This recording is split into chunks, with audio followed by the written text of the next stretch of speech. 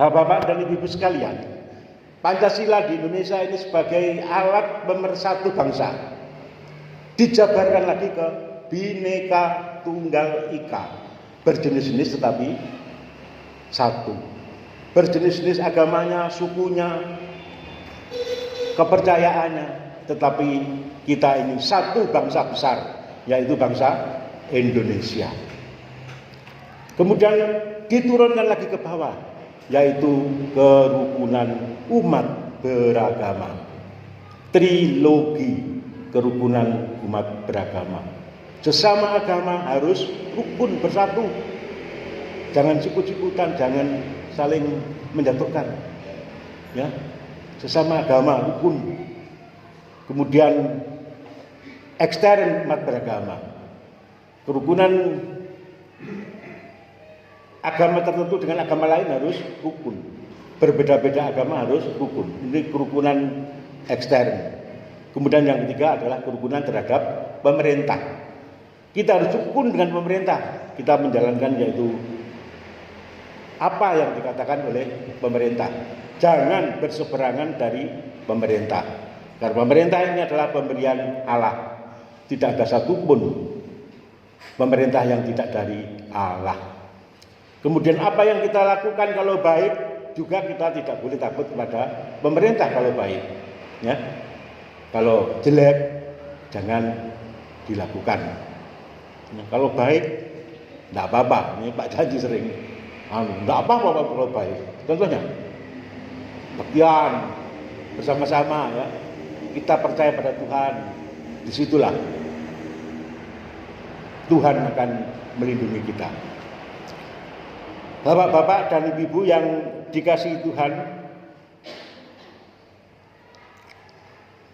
pada saat ini kita masuki bulan Kespel, kesaksian dan pelayanan. Oleh sebab itu tema dari Majelis Agung tadi dikatakan kita itu harus bersatu. Ada pepatah mengatakan bersatu kita teguh, bercerai kita runtuh.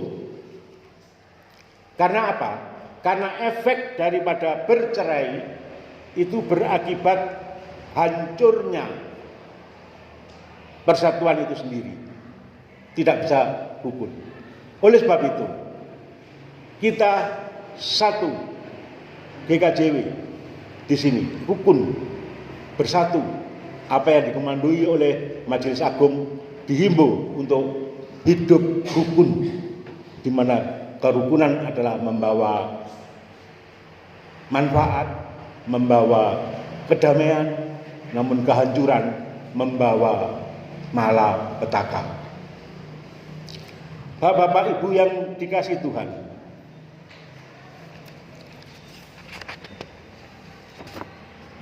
sekali lagi bersatu di sini jangan tercerai-berai karena mengakibatkan kehancuran. Oleh sebab itu bapak-bapak dan ibu, di dalam bulan Kespel, masuk ke Kespel ini, mari kita bersaksi, ya. Kita melakukan kebaikan, bersemangat di dalam kita melakukan Kespel ini, ya. Jangan melempem, mari kita semangat, bangkit. Kalau kita lihat saudara kita yang lain, semangat betul, ya, semangat. Coba satu hari sholat 5 waktu, pagi, siang, sore, maghrib, ya. Kemudian jam 7 sholat. Kalau puasa tarawih, tiap hari tarawih. Setelah itu membaca ayat suci. Setelah itu menggugah sahur.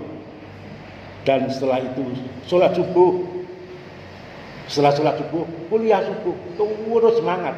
Itu menyambut hari raya kemenangan Idul Fitri di saudara kita. Begitu pula kita di dalam bulan Kespel ini, mari kita bangkit. Karena di dalam bulan Kespel ini nanti kita ada beberapa kegiatan. Kegiatannya apa saja? Bermacam-macamnya. Nanti ada apa saja Pak Sar? Gimana? Kunjungan warga. Jangan sampai ditutup pintunya. ya disambut dengan baik. Syukur-syukur lek disuguhi. Gano teh ya banyu putih. Wong Jawa biasanya kalau tamu lho go nyuguhi. Ya, sugi banyu putih. Kunjungan silaturahim. Akrab. Ya ini nanti Pak Sahar ini dipimpin Pak Sahar. Ada lagi Pak Sahar? Donor darah. Monggo Bapak-bapak, saya ingin donor tapi tidak bisa, katanya umurnya Pak, umurnya expired. Sudah 60 tahun. Produk itu sudah expired, kedalu warso. Yang bisa yang muda-muda yang di bawah 60, tidak punya penyakit tekanan darah tinggi. Nah, itu. Mungkin ada lagi Mas Har? Iya, nanti ada lagi. Ya, mungkin ada beberapa kegiatan yang lain. Kita dukung penuhnya. Jangan sampai kita menghalang-halangi. Kita semangatlah, seperti saudara kita lu semangat. Ya, semangat sekali. Orang-orang kecil dulu setiap hari ada TPG ya, ada pendidikan Taman Al-Qur'an. Anak-anak kita tiap hari ada. Nanti kalau tidak begitu kita ini ketinggalan sepur ya. Bapak-bapak dan ibu yang dikasih Tuhan, di dalam situasi yang demikian ini, mari kita rukun ya bersama agama yang lainnya rukun, dan jangan sekali-kali mengucapkan terganggu ya.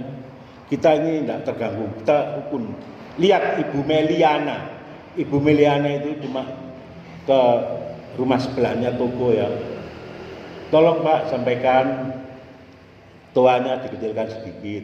Itu kalau dibumbui, kalau godok menjadi tidak baik. Akhirnya apa? Rumahnya dihancur, tempat kebaktiannya dihancurkan, dibakar, orangnya dihukum 1,8 bulan. Nah itu kita oleh sebab itu harus hukum, jangan sampai ada kata-kata yang tidak baik. Wong cuma gitu saja loh ya. Dibumbui sehingga menimbulkan kehancuran. Kita umat Kristen, kita lakukan sendiri semangat menurut versi kita masing-masing. Bapak-bapak dan yang dikasih Tuhan dan ibu-ibu,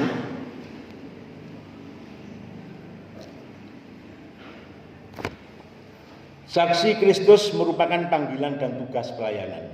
Jadi kita itu juga merupakan saksi Kristus. Apakah bapak-bapak menjadi saksi lalu membawa Alkitab tiap orang dikunjungi? Panjenengan kita terus ya Alkitab niki Gusti Yesus ngeboten bapak-bapak. Itu ada tugas tersendiri. Nanti teman-teman hati diloaken ya, disuruh mengingkir. Kesaksian ini yaitu berbuat baik, berbuat kerukunan tadi, buah-buahnya itu ya. Kita melakukan hal-hal yang baik. Itu namanya kesaksian pada Tuhan. Sebagaimana kalau Tuhan Yesus itu kesaksian yang luar biasa, yang sangat baik sekali. Tuhan Yesus saat di dunia kesaksiannya bisa menyembuhkan orang sakit, mempunyai mujizat-mujizat yang sangat banyak. Di samping itu juga kesaksian Tuhan Yesus dari disalib hingga bangkit dari kubur. Ini adalah kesaksian yang luar biasa. Tanpa ada kebangkitan Tuhan Yesus, kita tidak akan percaya kepada Yesus. Dengan kebangkitan Tuhan Yesus, kita ini dikuatkan bahwa Dia itu adalah anak Allah yang berkenan kepada Allah Bapa. Karena barang siapa yang menerima Dia akan memperoleh kehidupan, dan bagi siapa yang tidak percaya tidak akan memperoleh kehidupan. Itu firman Tuhan. Bapak-bapak dan ibu-ibu yang dikasih Tuhan, tugas dan panggilan ini marilah kita kerjakan, marilah kita laksanakan di dalam kesaksian kita sehari-hari. Kita tidak usah takut. Kita ke warung berdoa kalau makan-makan. Mungkin bapak-bapak itu malu ya. Kalau saya ke warung itu berdoa dulu sebelum ada makanan datang, berdoa. Tuhan, terima kasih saya mendapatkan makanan. Sucikan makanan ini menjadi kami kuat. Sehingga pada waktu makan langsung makan. Jangan makan lalu doa, wah ketua ya sebelumnya enggak apa-apa. Bawa Alkitab dibungkus dengan apa namanya? Apa yang tidak kelihatan orang. Kalau di sini pakai tas itu lumrah. Karena enggak gitu kan, karena dalam tas ada stolanya, ada Alkitabnya, ada pujiannya, ya. Maksudnya kita ini kalau ditanya orang, Bapak beragama Kristen? Ah tidak, nggak kenal. Ya. Seperti siapa yang begitu? Menurut Tuhan Yesus siapa dia? Saya nggak kenal. Menjadi pengkhianat. Yudas. Ya. Yudas. Ya. Jangan sampai menjadi Yudas. Mari kita antara satu dan lainnya jangan sampai membuat sakit hati. Bapak-bapak dan ibu-ibu yang dikasihi Tuhan, sebagaimana pada Kisah Para Rasul 1 ayat 15 sampai 17. Di situ ada pemilihan murid Tuhan Yesus. Karena Yudas tidak menjadi muridnya Tuhan Yesus lagi. Karena apa? Karena Yudas itu adalah pengkhianat. Dia yang menyerahkan Tuhan Yesus kepada orang-orang yang mencarinya. Dengan diberi uang. Uangnya dibelikan tanah. Akhirnya dia mati di dalam pekarangannya itu. Terbelah badannya. Ya, luar biasa. Sehingga tanah itu disebut apa? Tanah apa? Tanah darah. Ya, tanah darah. Bapak-bapak dan ibu-ibu yang dikasihi Tuhan, di dalam pemilihan atau menggenapi murid Tuhan Yesus agar jumlahnya 12, ya kan kurang satu, Yudas tidak ada. Disinilah diadakan pemilihan. Pemilihan itu memilih pada orang-orang yang tidak sombong, rendah hati, ya, tidak terpikirkan, ya, yaitu bernama Matias. Matias inilah pengganti Yudas agar bisa menggenapi.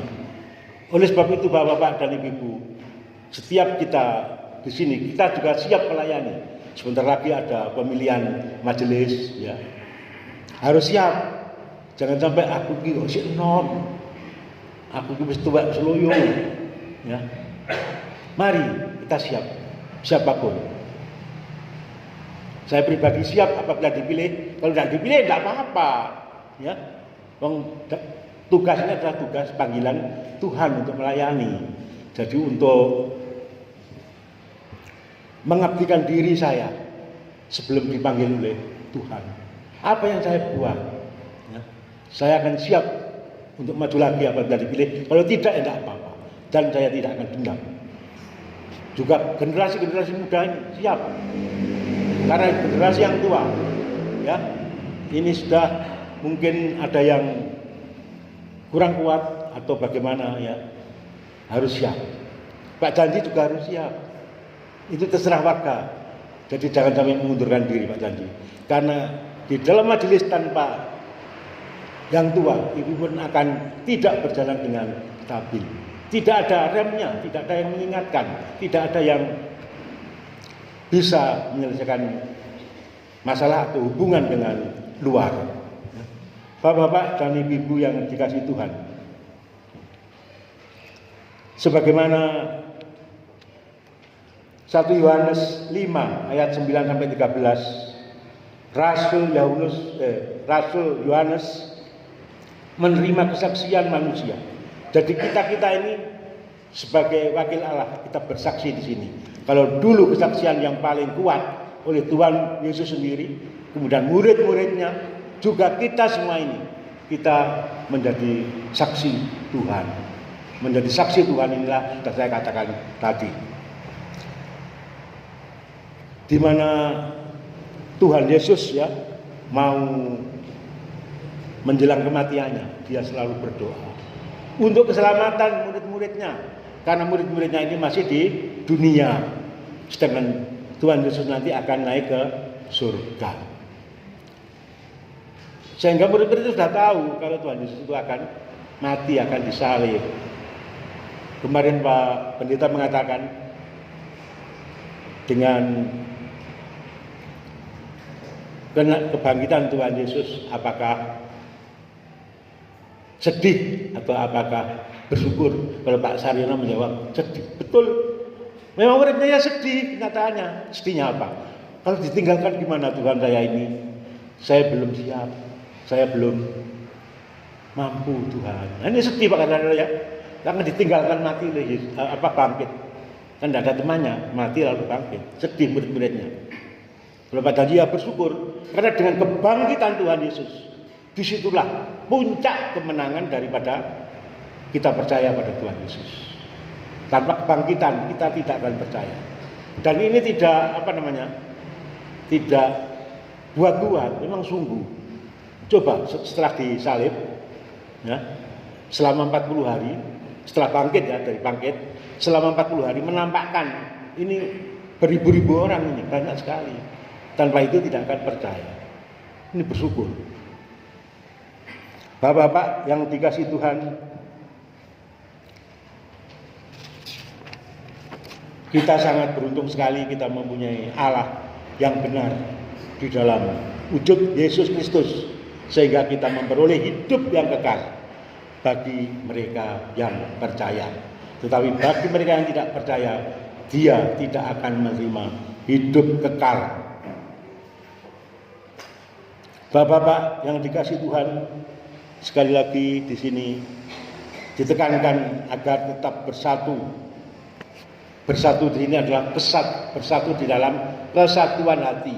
Bukannya kita ini bersatu secara fisik saja. Hati kita yang perlu ikhlas tulus, lahir batin, ya, bersaksi.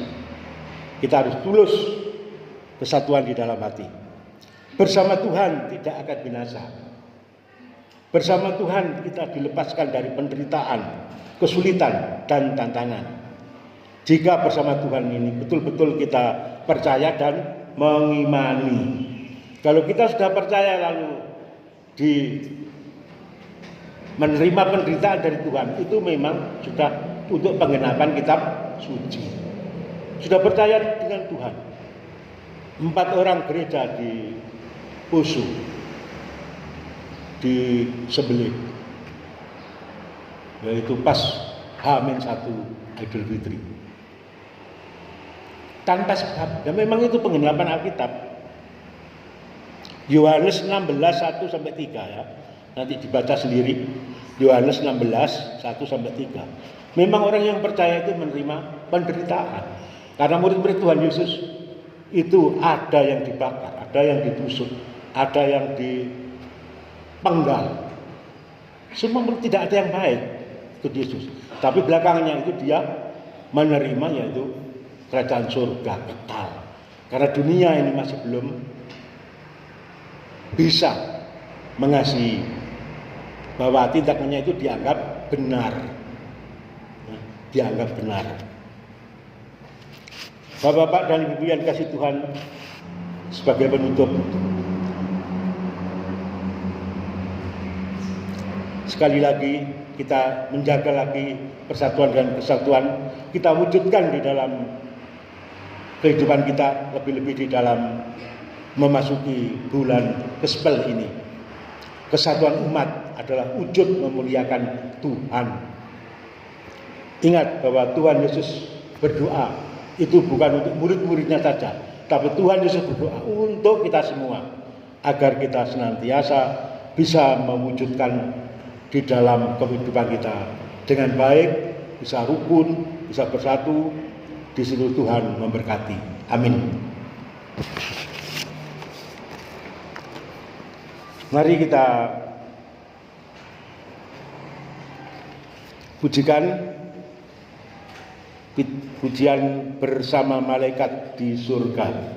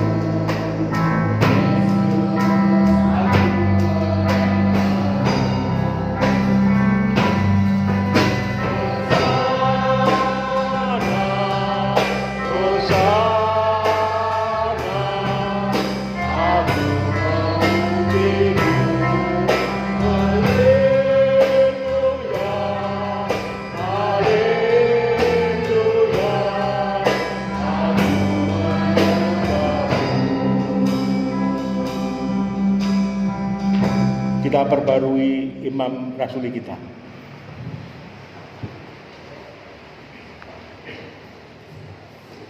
Bapak Ibu yang